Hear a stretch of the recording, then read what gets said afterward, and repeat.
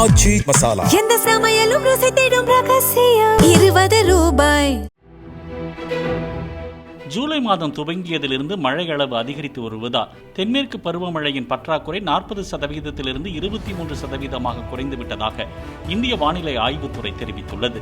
June 4ஆம் தேதி முதல் ஜூலை 7ஆம் தேதி வரை இயல்பு அளவான 213.2 மில்லிமீட்டருக்கு பதிலாக 164.3 மில்லிமீட்டர் மழை பதிவானதாக தெரிவிக்கப்பட்டுள்ளது. கடந்த சில நாட்களாக மத்திய, மேற்கு மற்றும் வட இந்தியாவில் மழைப்பொழிவு அதிகரித்து வருகிறது.